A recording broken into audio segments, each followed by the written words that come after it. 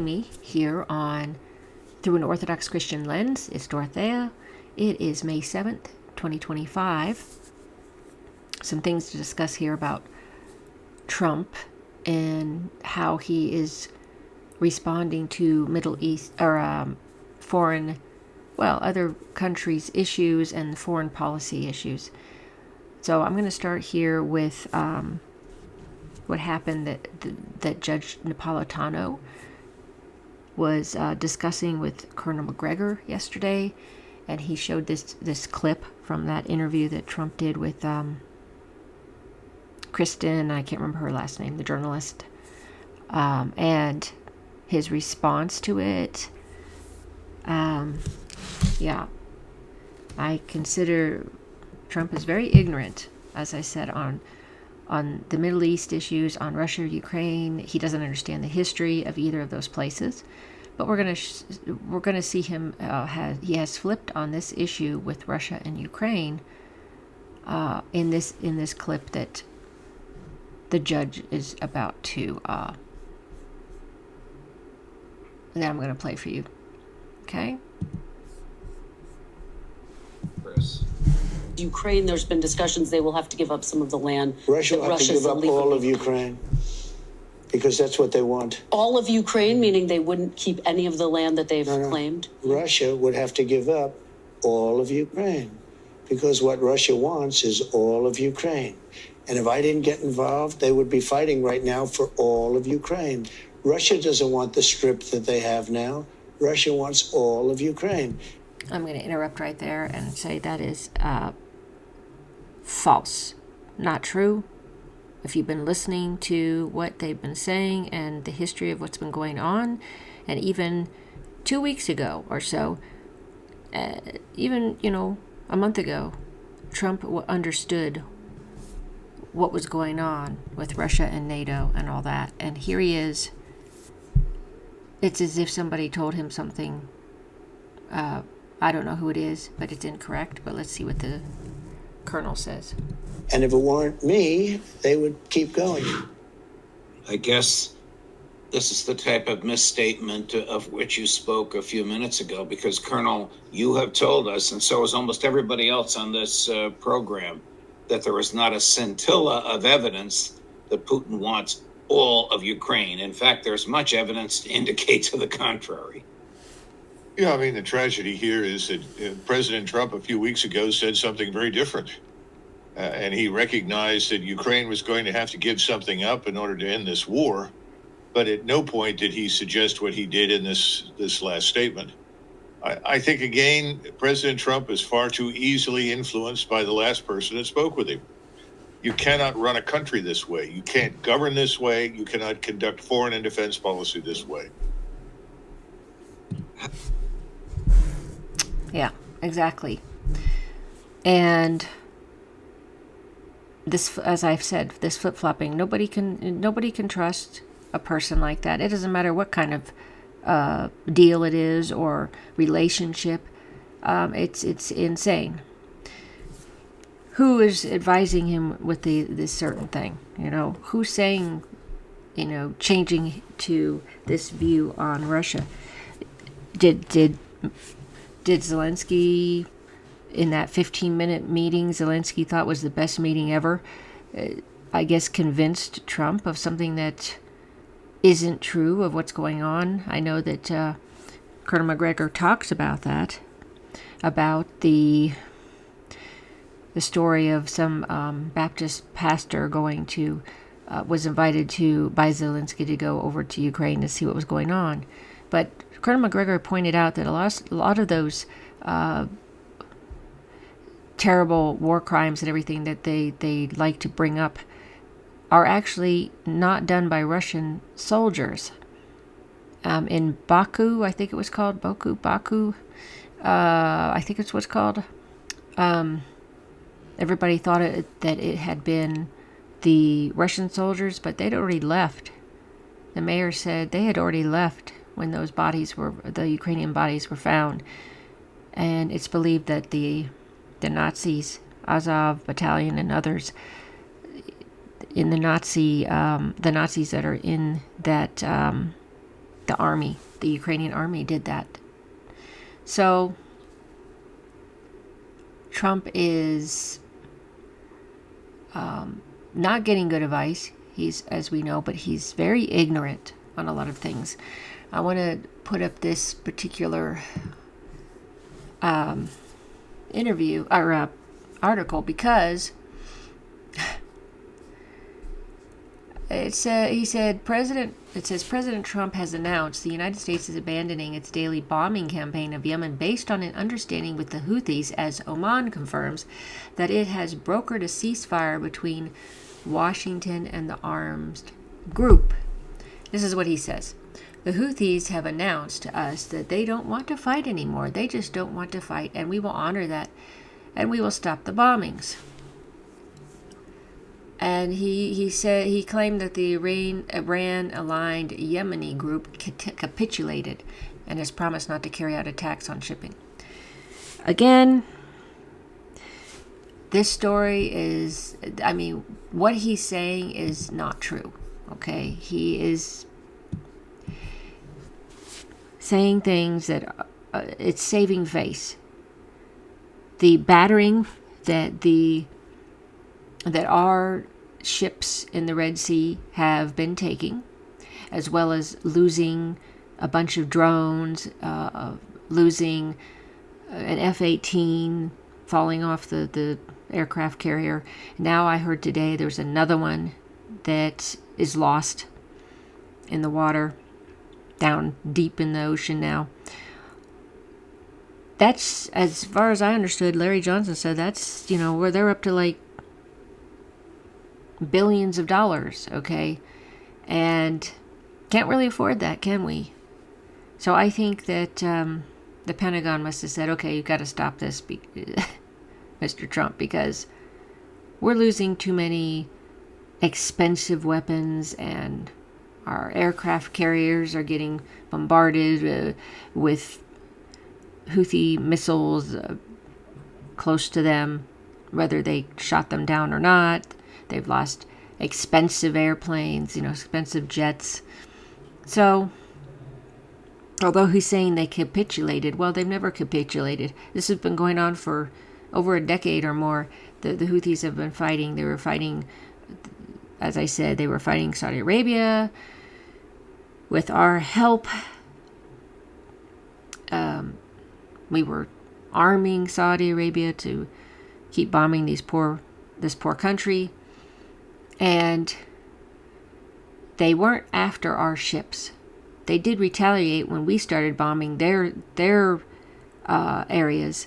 So this isn't even true. They aren't going to capitulate. They said the other day, their spokespeople said that we are with our brothers in Gaza. We're not going to stop until you stop starving them, not allowing food and medicine into Gaza, and you don't stop this genocide. If you don't, we're just going to continue to do this. And, the other day the Houthis hit the Ben Gurion airport, which is a major airport in Israel. So, of course, then Israel bombed Yemen after that at some seaport or something where it's important to them. That happened, I think, today or yesterday. So it's been a mess. But what that shows you is how weak we really are. We don't have the capacity to be doing where we're outstretched, just like Israel is, by doing too many areas on the map that we're involved in. And we just don't have the capacity to keep that up. And people who think that we're the greatest and we have all this and that, well, as you can see, it's not really true. So I'm going to go on to a next one is the one about Colonel Kwiatkowski. She talks about, he's asking her about advisors, or who does he listen to? Who does Trump take advice from? Who do he listen to? And here's what she has to say. I think we've seen it before. I wonder who has the most sway with Trump. And don't tell me it's whoever has been whispering to him last, because that's probably true, as horrible as it is. Well, he I can't psychologically assess him. I will say this though, Trump will listen to females much more, I think, than some other presidents that we've had. He's not afraid of strong female figures, and he's married several. He likes Tulsi, and the reason he likes her because she's strong and she's competent. His insane religious advisor again fits into this category. He has Susie Wiles as he's worked with him before for years, and he trusts her. So in some ways he listens to and trusts people that are kind of hard to manipulate, because the people that want to influence the president are generally not looking to influence the women around the president. They are looking to influence the men around the president. And so he may be getting separate messages because they're not completely lobbying all the people that he listens to. Honestly, Susie Wiles does not like Netanyahu. We kind of know this already. So just on a personal level, that's a factor. And the way Trump treats Netanyahu is reinforced, I think, by, in some ways, his own chief of staff, not Rubio and not some of these other folks who say, well, this is how it should work. This is the order of things. Trump is a people person. I mean, we know that from his campaign and from everything we've observed about him. He works with human beings and he trusts people. He chooses the winners around him and he chooses the losers. It's all about people. It's not about principle. It's not about logic. It's not about a foreign policy like realism. It's not even about neoconservatism, which has an agenda. It's not about the agenda. It's about the people with him. And I think that this actually puts the neoconservatives, it puts the Zionists, it puts other folks that would like to influence Trump at a disadvantage because he is unusual in this way. You can't just put a guy in the right position who gives a briefing to him every day and think that that's going to work with Trump. Now, again, who is he listening to? Clearly, again, not being principle driven, not having a. Hold on.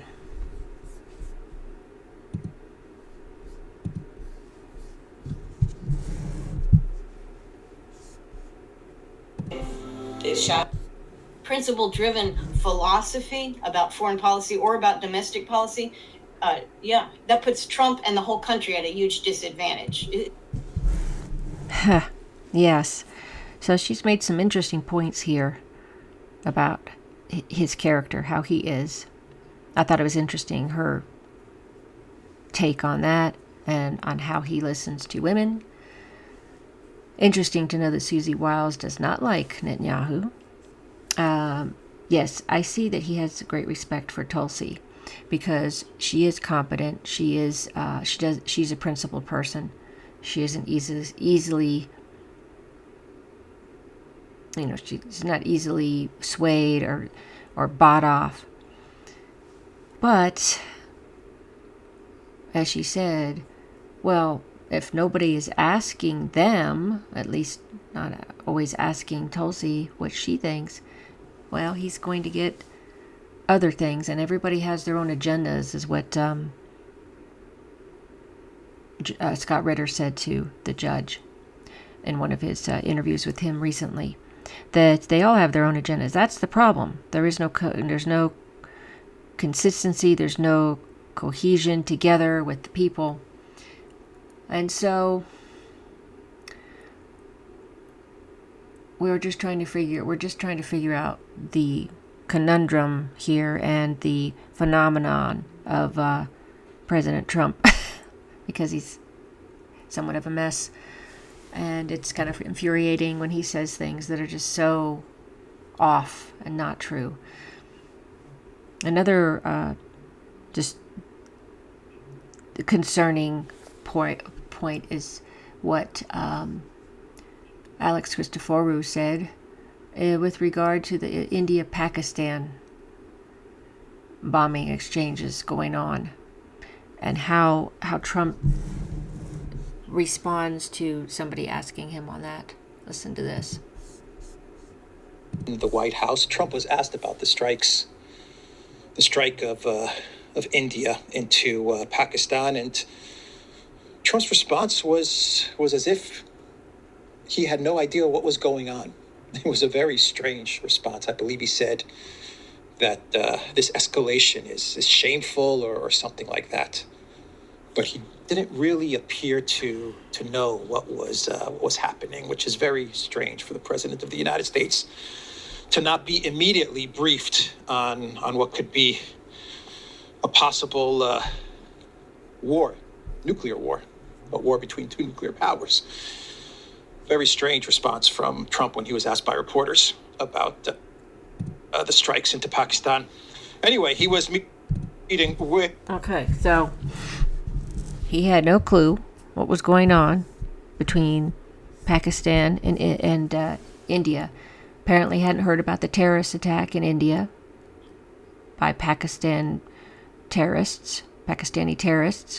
It happened a week ago, I believe. No clue. Nothing. And his response shows that nobody, what that told me is nobody had briefed him on this. He's just wandering around somewhat clueless to what's going on. Obviously, he's not big into the foreign policy, but apparently they're not bothering to tell him anything. And I find that somewhat disturbing, I must say. So, let me see if I can bring this back up. And with all the responses I'm getting from people on this and what they're seeing, well, like I said, it's a real problem when you can't be consistent and you can't have principles. She's saying he's not even principled. That Colonel Karen didn't even say he wasn't running on principles. Anyway, those were the concerns I had on this issue. And the Houthis are still bombing the Israeli ships and all that, as they said they were going to do, and they continue to do. So even though he's saying, "Oh, we're going to stop the bombing," yeah, because the Houthis never really wanted to bomb the U.S. The U.S. is not really their concern. What they're concerned about is the Israeli genocide. That they're killing, mass killing, and they're starving these people, women, children. That's the main problem. And they had vowed to do this, to do something for the people that have nothing in Gaza, the downtrodden, those who have no defense really, except Hamas at times, and they wanted to help in some way, and that's what they're doing. So I wanted to share that with you on how people are interpreting Trump and how they're seeing his character. And maybe you agree, maybe you don't agree. You can always put in a comment below this video. Thanks so much for watching. Please follow my channel, like my videos if you like them, share my channel, share my videos, and thanks so much for your support. I hope you have a wonderful night. Until next time.